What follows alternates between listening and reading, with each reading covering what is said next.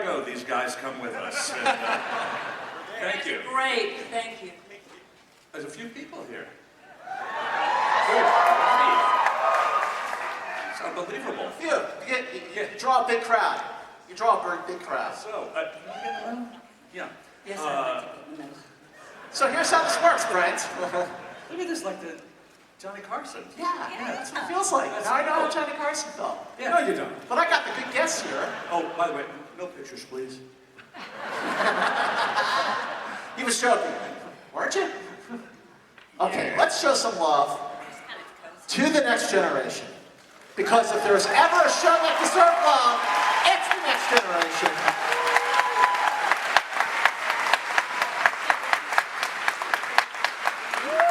Can you cross the other end? Yeah. This is what it was like, by the way, for 7 years. Photo op for Brent. Okay, everybody just move to this side of the room for Brent. Actually, you know what? Everybody raise your hands. Raise your hands. Give the Vulcan salute. Let's see it. Let's see it. Everybody raise those hands. Okay? This is all for you, Brent. Brent, are you going to ask them each a question, too? Yes, I asked some questions. We've got fans on both sides asking questions. We've got... I wish we could be here all day to ask questions, but we can't, so I'm going to get right to it. So let's go back. Let's go back to the mid to late 80s. And let's go back to a time when it first came about that there was going to be a new Star Trek show. Like, how did you first find out about this? What was your first impression that there was going to be a new Trek series that was going to take place 80 years after the original series? Wait, are you talking to me? All three of you. Oh. Gates, why don't you take that one? Levar, do you remember what you were doing in the late 80s? Or mid-80s? Early 80s? I wasn't born, so I was born in the 90s. Okay.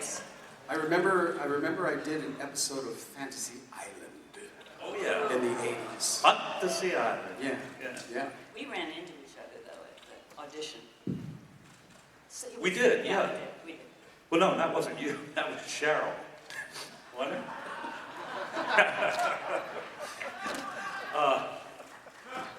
You know what? In joke, don't worry about it. Is there a large screen somewhere? There and there. Yeah, we have a screen right here. Yes, that's what people are so seeing. if I don't look up, you'll understand. So the question again. Yeah. The question again is, what was your first impression when you first found out, when you first went in to do a follow-up to the original series? A show that had a lot of fans and a lot of baggage. You want me to do an impression? Is that what you're asking? What was your first impression? Impression of what? No, I'm sorry. My first impression, back when I heard they were going to do another Star Trek series, was, why? Why would they? The first one was perfect. Why do they want to do another one? That's ridiculous. That was my impression. How about you, Levar? My first question was, is Gene Roddenberry involved? That wasn't an impression. Well, no. But it was a reaction. It was a reaction. Fair enough. My first reaction was, is Gene Roddenberry involved? I was a huge Star Trek fan when I was a kid. And if they were going to do another Star Trek, I wanted to make sure that, that Gene was a part of it. How about you, Gates? You know, I really had not watched the first Star Trek. I'm sorry. I knew about these characters that I'd seen posters of them in New York City, but I didn't know it. And to me, it was sort of like they're doing a new show. It's a series. I hadn't done a series. There's 3 women characters, and I went in and they said, any one you want. So I didn't have any set thing of like, oh, this is the spaceship. And when I was actually doing the audition, I was doing a play somewhere, and the guy was going, oh, Star Trek's the best, and everything. And he was explaining to me what warp speed was and all that. I didn't know any of that. Can you explain it to me? Yeah, I love it. It's when you're just like driving normally, and then all of a sudden you go, and it just goes.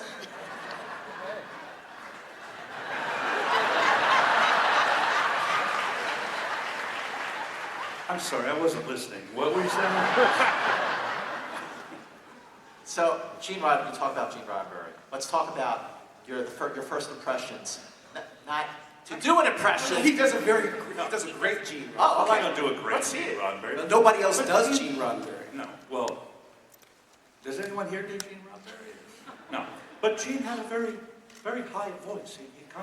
And he had an interesting way of talking. Remember? That's right. But he was, yeah. And, but what was your question? Like, what was your first impression? My first impression. Well, I've already done that, but my first recollection, is that all right? Yeah. Of Gene Roddenberry was, well, I'll tell you what, let me just tell you one quick story, because we had the first time we read through the script, we were at the Sheraton in Los Angeles. Yeah, we had oh, I don't think they called you. Oh yeah. Anyway, we did a reading.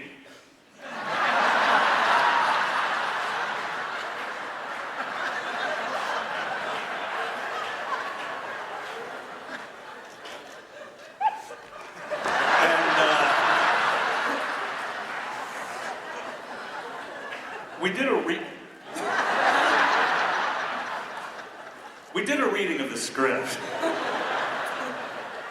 And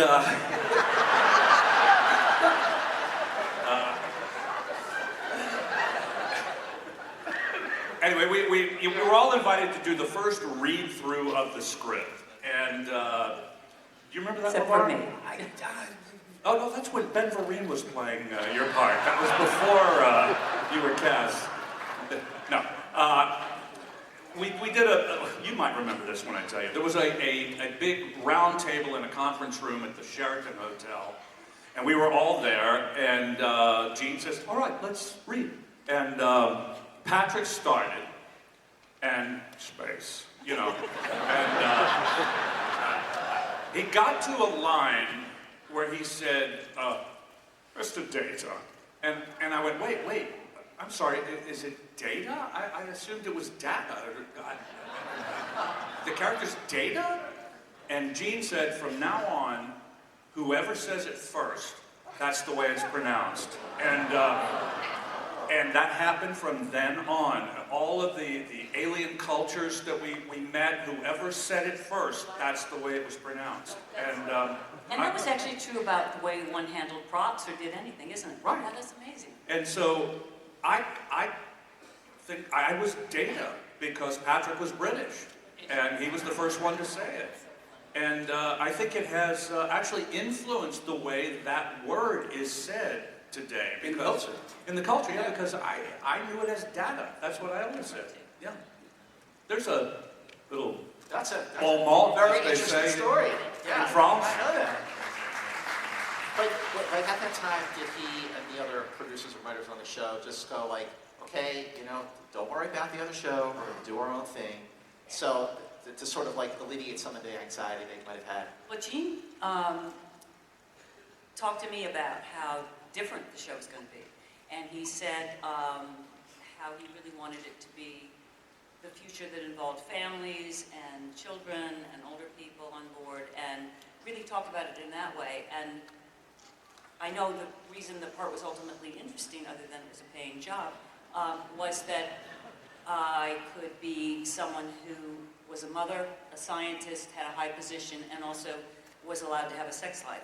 You know, and that. You had a sex life? Well, sort of, you know, not as much as maybe she needed, but no. You had a sex life. You're naked now. Yeah, certainly not as much as I needed. Yes. Ring, ring, ring. Those were the 3 speeds of Data. You can ask Tasha Yar about that.